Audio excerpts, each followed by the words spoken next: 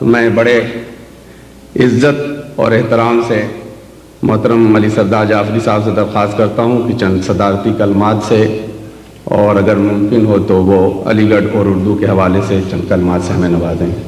علی سردار جعفری۔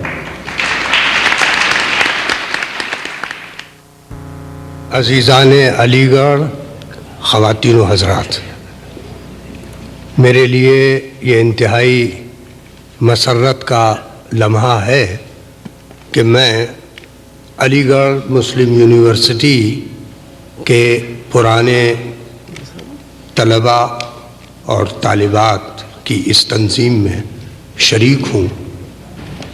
اس موقع پر کسی لمبی تقریر کے لیے وقت نکالنا میرا خیال ہے صحیح نہیں ہوگا، کیونکہ مشاعرہ ہے، اور مشاعرہ اور تقریر یہ دو متضاد چیزیں ہیں۔ حالانکہ آج کل کچھ شعراء شعر کم سناتے ہیں اور تقریر زیادہ کرتے ہیں، اپنا کلام سناتے ہیں۔ لیکن اس موقع پر ایک بات میں یہ عرض کرنا چاہتا ہوں کہ علی گڑھ کی خدمات اردو ادب کے سلسلے میں لافانی ہیں۔ سر سید کے وقت سے لے کر اور اس وقت تک اردو ادب کے جتنے دور گزرے ہیں، ان میں 75 کم سے کم 75% علی گڑھ تحریک اور علی گڑھ سے اٹھنے والی دوسری تمام تحریکوں کا حصہ ہے۔ انہوں نے اردو ادب کو وہ سرمایہ دیا ہے جس سرمایہ پر یہ زبان ہمیشہ ناز کرتی رہے گی۔ یہ کہنے کی ضرورت نہیں ہے کہ سر سید، حالی اور شبلی کے بغیر ہم کسی جدید اردو ادب کا تصور نہیں کر سکتے، اور ان کے بعد علی گڑھ میں جس زمانے میں تھا، یعنی میں سن 1933 34 35 36 کا زمانہ، وہ زمانہ علی گڑھ میں ایسے طلباء کا زمانہ تھا جو آج اردو زبان کے بڑے سے بڑے ناموں میں شمار کیے جاتے ہیں۔ اختر حسین رائے پوری مجھ سے چند سال پہلے وہاں تھے، اور سبط حسن۔ ہمارے زمانے میں مجاز، اسرار الحق مجاز، جانثار اختر، معین احسن جذبی، اور جوش مری آبادی نہیں تھے وہاں پر، وہ اس سے پہلے علی گڑھ میں تھے جب وہ اسکول کا زمانہ تھا۔ یہ تھے ہمارے بعد عصمت چغتائی اور اختر الایمان اور منیب الرحمن بھی میرے خیال میں میرے بعد ایک نسل یا دو نسل کے فرق سے کا فاصلہ ہے۔ اور آج بھی جب جدید ادب کا یا جدیدیت کا غلغلہ بلند ہو رہا ہے، اس میں بھی علی گڑھ کے فرزند موجود ہیں اور قابل فخر ہیں، مثلاً شہریار، خلیل الرحمن اعظمی اور دوسرے لوگ۔ تو اس علی گڑھ کے فرزندوں نے اور وہاں کی طالبات نے آج کا یہ جشن منایا ہے، اور یہ بڑا مبارک جشن ہے۔ علی گڑھ کا آپ نے ترانہ تو سنا ہی ہے، ہمیشہ آپ اس ترانے کو گاتے رہتے ہیں۔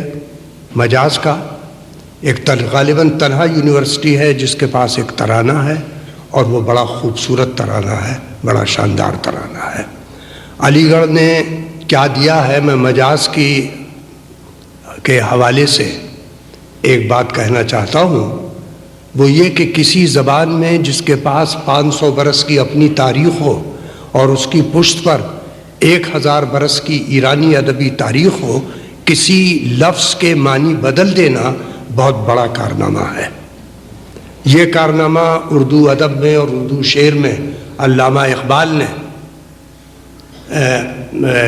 انجام دیا تھا جب انہوں نے خودی کے معنی بدل دیے، ورنہ خودی ایک ایسا لفظ سمجھا جاتا تھا جو انسان کے لیے باعث شرم ہو۔ اقبال نے اس خودی کو اتنا بلند کر دیا کہ انسان خدا کے مقابلے پر آ کے کھڑا ہو گیا، خودی کو کر بلند اتنا کہ ہر تقدیر سے پہلے خدا بندے سے خود پوچھے بتا تیری رضا کیا ہے۔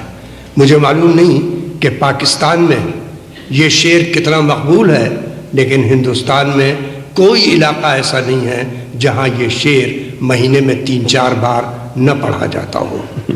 اگر ہمارا پرائم منسٹر بھی تقریر کرتا ہے اور اردو کے شعر پڑھتا ہے، یا ہمارے آج کل کے جو فائننس منسٹر ہیں جنہوں نے امریکہ کے لیے دروازے کھولے ہیں سرمایہ کاری کے، انہوں نے بھی اپنی بجٹ تقریر میں یہ شعر پڑھا تھا، خود ہی کو کر بلند اتنا کہ ہر تقدیر سے پہلے خدا بندے سے خود پوچھے بتا تیری رضا کیا ہے۔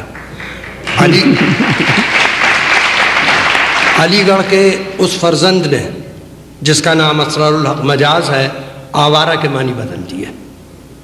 اس سے پہلے ہماری اردو شاعری میں آوارہ کا لفظ استعمال ہوتا تھا اس طریقے سے جیسے غالب نے کہا ہے کہ عافیت کا دشمن اور آوارگی کا آشنا، لیکن مجاز نے آوارہ کو ایک باغی کا روپ دے دیا، اور اس میں وہ آوارہ جو ہے وہ گورکی کے ٹریمپ سے جا کے مل جاتا ہے۔ مجاز کی نظم آوارہ میرے نزدیک اردو شاعری کا ایک بڑی نظم ہے، بڑا کارنامہ ہے، اور اس میں مجاز نے جس طرح کی تشبیہیں استعمال کی ہیں، جس طرح کے استعارے استعمال کیے ہیں، ان استعاروں میں سوشل کمنٹ موجود ہے۔ جب وہ یہ کہتا ہے کہ ایک محل کی آڑ سے نکلا وہ پیلا ماہتاب، جیسے ملا کا عمامہ جیسے بنیے کی کتاب، جیسے مفلس کی جوانی جیسے بیوہ کا شباب، تو ان الفاظ کے پیچھے ایک پورا سوشل کمنٹ ہے، ہمارے معاشرے پر ایک پوری تنقید ہے۔ محل کا بنیے کی کتاب اور ملا کے عمامے سے کیا رشتہ ہے، اور ملا کے عمامے اور بنیے کی کتاب کا بیوہ کی جوانی اور مفلس کے شباب سے کیا رشتہ ہے، یہ اس کے اندر پوشیدہ ہے، پنہا ہے۔ اور یہ نظم اردو ادب کی ایک بڑی نظموں میں، جدید عہد کی نظموں میں اس کا شمار ہوتا ہے۔ یہ علی گڑھ کا کارنامہ ہے جو مجاز نے انجام دیا۔ اردو شاعری میں مجاز سے پہلے اختر شیرانی اور جوش ملیح آبادی تک محبوب اور عاشق کے درمیان ایک دوئی تھی۔ یہ دو الگ الگ کردار تھے، عاشق اور محبوب۔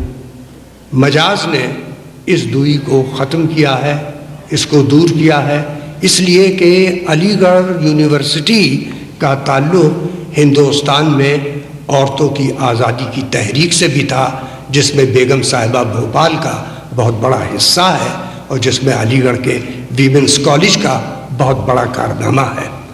اس کا اثر تھا کہ مجاز نے سن 1933 میں یہ کہا کہ تیرے ماتھے پہ یہ آنچل بہت ہی خوب ہے، لیکن تو اس آنچل سے ایک پرچم بنا لیتی تو اچھا تھا۔